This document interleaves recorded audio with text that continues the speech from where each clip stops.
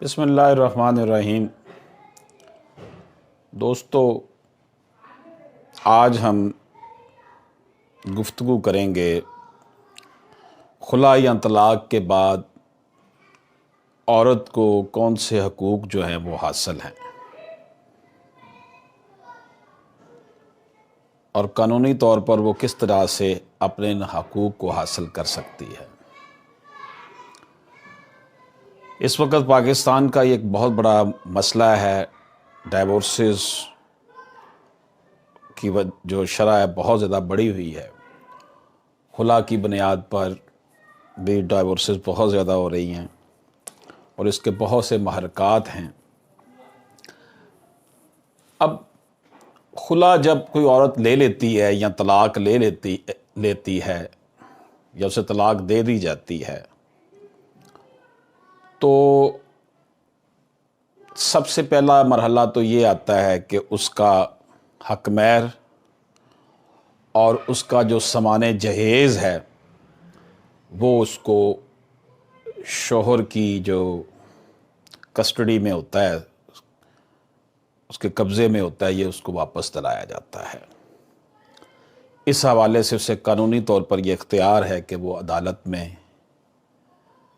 دعویٰ دائر کرتی ہے، دعویٰ دائر کر کے کہ جناب میرا سامان جہیز مجھے دیا جائے، میرا حق مہر اگر کوئی رہتا ہے وہ مجھے دیا جائے۔ اس کے ساتھ ساتھ اگر اس کا کوئی نان و نفقہ رہ رہا ہوتا ہے وہ بھی اسے دیا جائے،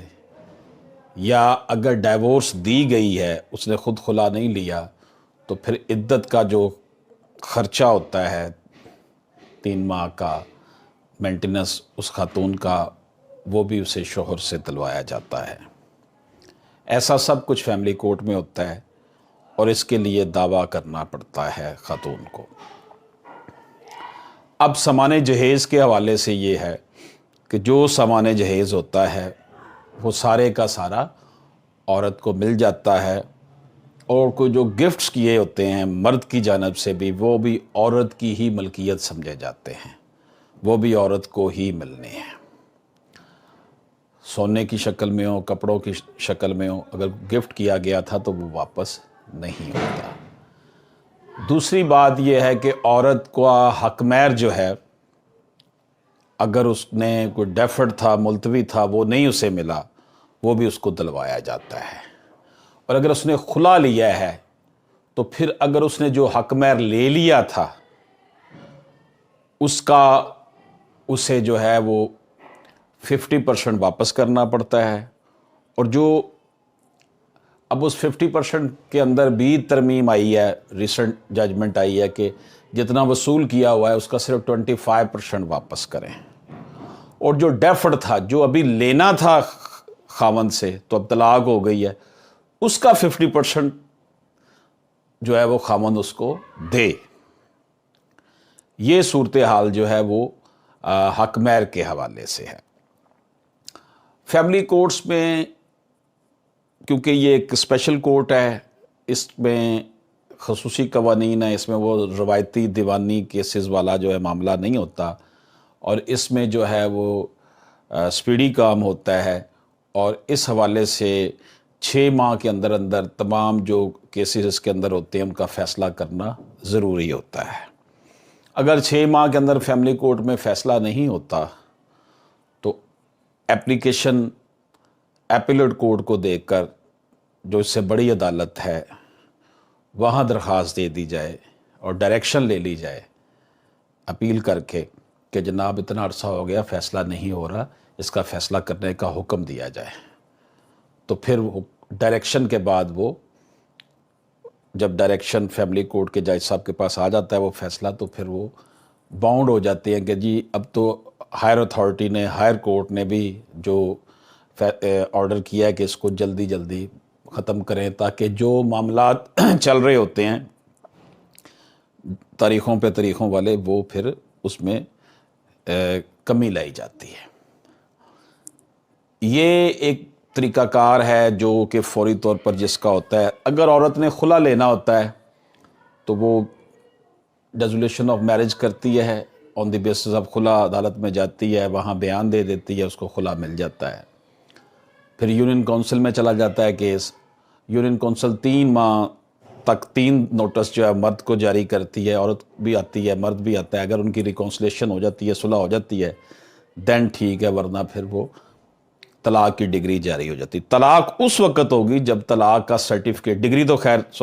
عدالت نے جاری کر دی ہوتی ہے، یونین کونسل کے پاس ڈگری جاتی ہے، وہ 3 دفعہ بلاتی ہے، ہر ماہ 3 دفعہ، ایک ماہ بعد، اور وہ پھر اگر وہاں پر نہیں صلح ہوتی تو پھر جو ہے وہ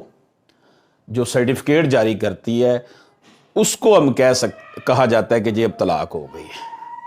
without issuing of divorce certificate کے بغیر طلاق نہیں مانی جائے گی۔ اب دوسرا ایک معاملہ آ گیا بچوں کے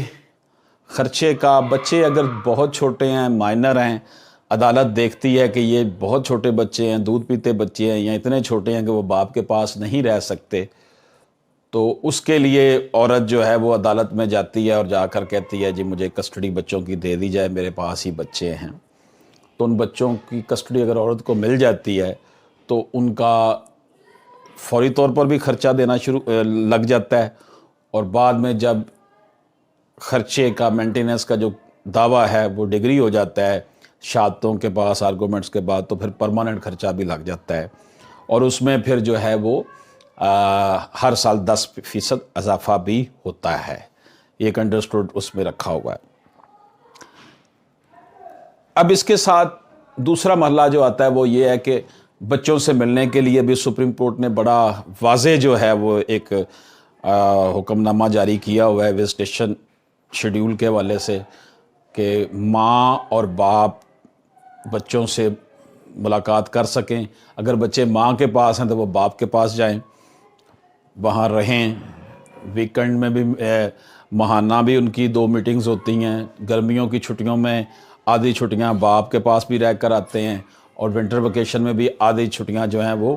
باپ کے پاس رہ کر آتے ہیں۔ اس طرح سپریم کورٹ آف پاکستان نے یہ بھی دی ہوئی ہے ہدایت کہ شادیوں میں باپ کی فیملی میں اگر شادی ہے، بچے ماں کے پاس رہتے ہیں، تو ان کو وہاں جانے سے نہ روکا جائے اور وہ جا سکتے ہیں۔ اس کے لیے ڈیفینیٹلی اپلیکیشن دینی پڑتی ہے گارڈین کورٹ میں کہ جناب شیڈیول سے ہٹ کر بچے کو ہم ساتھ لے کے جانا چاہتے ہیں۔ یہ صورتحال جو ہے وہ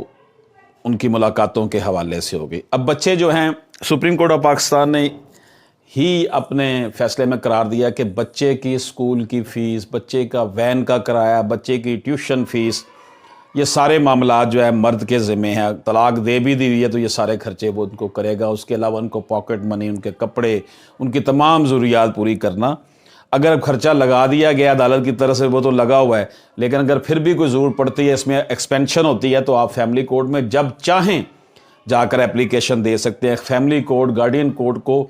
جو درجہ دیا جاتا ہے وہ ایز اے پیرنٹس کے طور پر دیا جاتا ہے کہ انہوں نے پیرنٹ بن کر سوچنا ہوتا ہے۔ یہاں پر وہ روایتی جو سول کیسز والا ایٹیٹیوڈ جو ہے، نہ تو ججز کا ہونا چاہیے، نہ ہی ہوتا ہے اور نہ ہی ہونا چاہیے، اور نہ ہی وکلا کو ایسا رویہ رکھنا چاہیے۔ یہ ایک قسم خاص عدالتیں ہیں، ان میں سپیڈی ٹرائل ہونا چاہیے جلد از جلد مل کر، تاکہ یہ معاملات جو ہیں وہ زیادہ دیر تک جو ہے نا مسائل کا سامنا نہ کرنا پڑے۔ 18 سال کی عمر کے بعد بلاغت ہو جاتی ہے، بالغ ہو جاتے ہیں بچے۔ بچی اگر ماں کے پاس ہے تو اس کی شادی تک باپ ہی خرچہ سارا اٹھائے گا۔ بچے کا 18 سال تک دے گا، لیکن اس کے بعد بھی اپلیکیشن دی جا سکتی ہے کہ جی ابھی تعلیم مکمل، 18 سال تک تو بچہ صرف انٹرمیڈیٹ کا ہوتا ہے، اسے اگر گریجویشن ماسٹرز کرنا ہے تو اس کا اخراجات بھی ذمہ باپ کے ہوں گے۔ باپ اگر کہتا ہے جی میرے پاس پیسے نہیں ہیں، تو وہ جہاں جاب کرتا ہے وہاں سے پتہ کروا کے، عدالت کا یہ حکم ہوتا ہے کہ وہاں سے تفصیلات منگوائے جائیں، اور اس کی سیلری میں سے ڈیڈکشن ایٹ سورس کر لی جاتی ہے۔ اور اگر پہلے عدالت نے خرچہ تھوڑا لگا دیا ہے، لیکن with the passage of time پتہ چلتا ہے کہ جی لیونگ اس کی بہت بہتر ہو گئی ہے مرد کی، تو پھر خرچے کو مزید زیادہ ایکسپینڈ بھی کیا جا سکتا ہے، اس میں انکریز بھی کیا جا سکتا ہے کہ جناب اس کا اب خرچہ بڑھا دیا جائے۔ عدالت جو ہے وہ بچے اگر باپ کے پاس نہیں ہیں، ماں کے پاس ہے، تو وہ ان سے ملنے سے نہیں روک سکتی۔ اب صورتحال یہ پیدا ہوتی ہے جی، اگر بچیاں ہیں، فیمیلز مائنرز ہیں، وہ بڑی ہو رہی ہیں، تو باپ کے پاس ان کو جانا چاہیے۔ لیکن اگر باپ نے بھی آگے شادی کر لی ہوئی ہے، یا وہ دوسرے شہر میں رہتا ہے، یا اس کی جاب ایسی ہے کہ اس نے مختلف شہروں میں جانا ہوتا ہے، پھر بھی پرابلم کریٹ ہوتی ہے۔ عدالت پھر حالات و واقعات کو سامنے رکھ کر یہ فیصلہ کرتی ہے کہ بچی ماں کے پاس رہنی چاہیے یا باپ کے پاس رہنی چاہیے۔ اسی طرح بچوں کے حوالے سے بھی، بچوں کی اس کے حوالے سے اگر ہم کہتے ہیں نا جی 7 سال کے بعد بچہ باپ کو مل جاتا ہے، یا یہ ایسی بات نہیں ہے، یہ حالات و واقعات نے ثابت کرنا ہوتا ہے۔ عدالت نے ٹرائل میں یہ چیزیں دیکھنی ہوتی ہیں کہ کیا واقعی بچہ باپ کے پاس رہ سکتا ہے، یا یہ حالات ہیں کہ باپ اس کی بہتر گروتھ کر سکتا ہے یا ماں کے پاس رہے گا، ماں کے پاس کیا سورسز ہیں۔ اب عورت اگر اس کو طلاق بھی اگر ہو گئی ہے، اس کا خامند اس کو خرچہ ظاہر عورت کو تو نہیں دے گا، بچوں کو دے گا۔ اس کے ساتھ ساتھ عورت کو اگر اس کا باپ فوت ہو چکا ہے تو اس کے باپ کی پینشن بھی مل سکتی ہے، پینشن میں سے بھی اس کو حصہ مل سکتا ہے، یہ بھی قانون بن گیا ہوا ہے۔ تو دوستو، یہ مختصراً میں نے عرض کی کہ عورت کو خلا یا طلاق کے بعد جو قانونی حقوق حاصل ہوتے ہیں وہ کس طرح حاصل کر سکتی ہے۔ اجازت دیجیے، اللہ حافظ۔